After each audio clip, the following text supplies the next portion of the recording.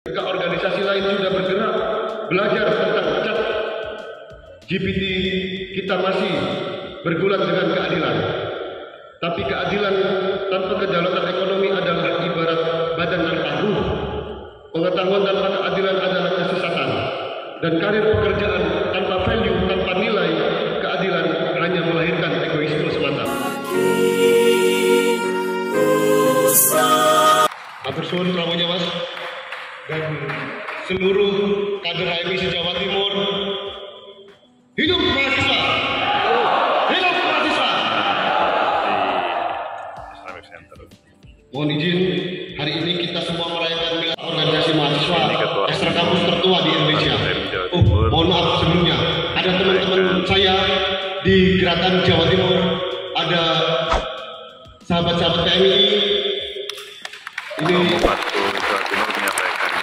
mohon berdiri, sahabat Bayi Juli. Ini insya Allah kandidat tokoh nasional. Ada Ketua IMM Mas Firdaus, dan di antara kita semua HMI, GMNI, PNI serta OKP yang lain di bawah naungan Direktur Lembaga Kebangsaan. Mohon berdiri, Mas Abdul Goni.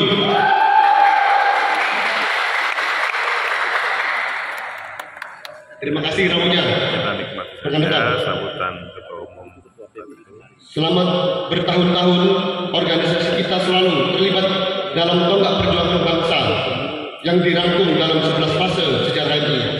Para kadernya ikut mempertahankan kemerdekaan Indonesia ketika Belanda himpunan yang turut ke jalan melakukan demonstrasi. HMI pada waktu reformasi tidak hanya turun ke jalan, tapi pada waktu itu PBHMI juga ikut merumuskan undang-undang kepemiluan. Artinya HMI ikut dalam proses demokrasi kita, ikut masuk dalam merumuskan sebuah pijakan baru dari otoriter menuju yang demokrasi ini, yaitu pada waktu itu Ketua Umum PBHMI Mas Anas Urbaningrum. Mohon izin sebelum kita lanjutkan, mari kita berkhidmat untuk para pendahulu kita yang telah berjuang terlebih dahulu mendahului kita. Al-Fatihah.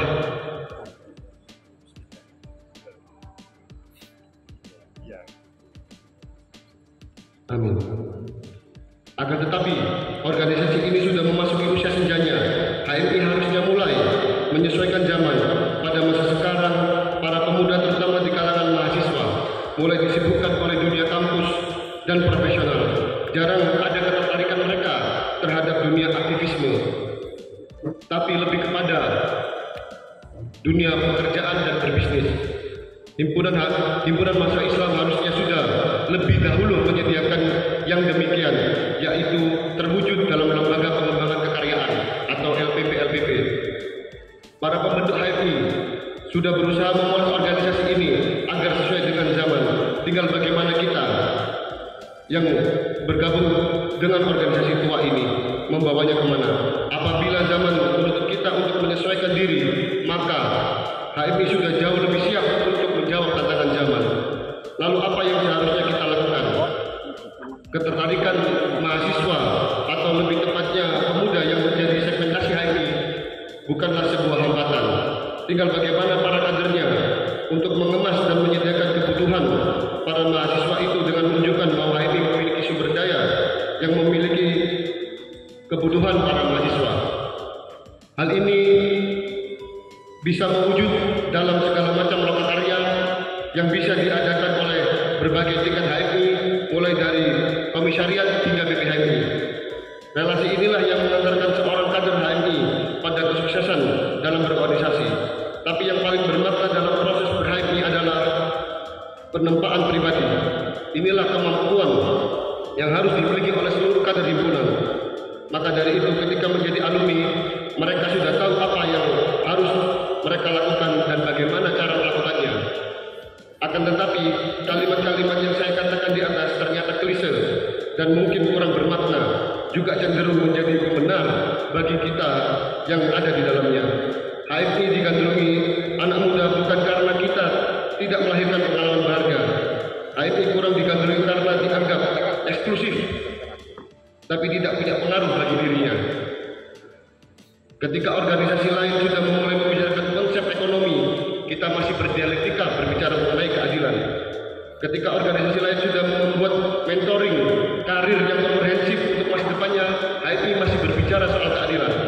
Ketika organisasi lain sudah bergerak belajar tentang chat GPT, kita masih bergulat dengan keadilan. Tapi keadilan tanpa kedaulatan ekonomi adalah ibarat badan tanpa ruh.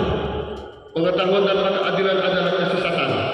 Dan karir pekerjaan tanpa value, tanpa nilai, keadilan hanya melahirkan egoisme semata. HMI bisa berjalan dengan sangat lancar kalau pembahasan mengenai keadilan diselaraskan dengan konsep pembangunan ekonomi pemuda, keilmuan, dan juga moralitas yang sempurna. Inilah yang sering kita lupa pada hari-hari sekarang.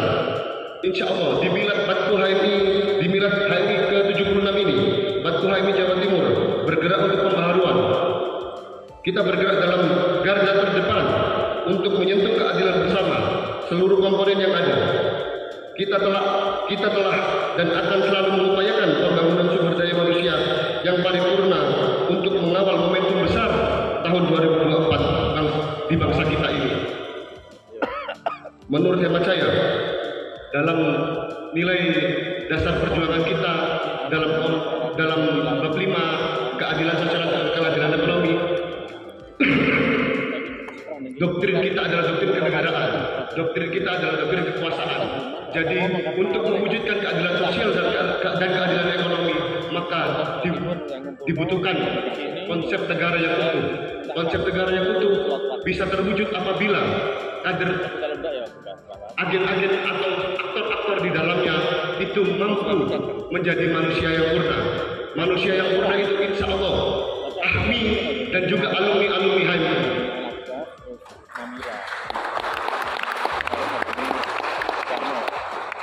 Di tahun 2023 ini ramai isu resesi ekonomi. Kita sudah berjalan mengakumulasikan kekuatan ekonomi di Jawa Timur bersama pemerintah. Di tahun 2024 akan ada orasi besar kebangsaan untuk pemilihan pemimpin tertinggi Indonesia. Batku HMI Jatim sudah juga berkolaborasi dengan semua segmen intelektual, politisi, pemerintah, dan simbol-simbol masyarakat untuk mengawalnya dengan penuh kebahagiaan. Singkat kata, himpunan ini sudah tua memang, tapi bukan berarti sekarang dia masih bisa bertahan di terpa perubahan zaman. HMI besar bukan karena simbol, tapi karena para kadernya dan alumninya yang berproses dan mengharumkan nama organisasi ini. Mungkin itu yang bisa saya sampaikan. Kurang lebihnya, billahi taufiq wal hidayah. Yakin bisa sampai. Wassalamualaikum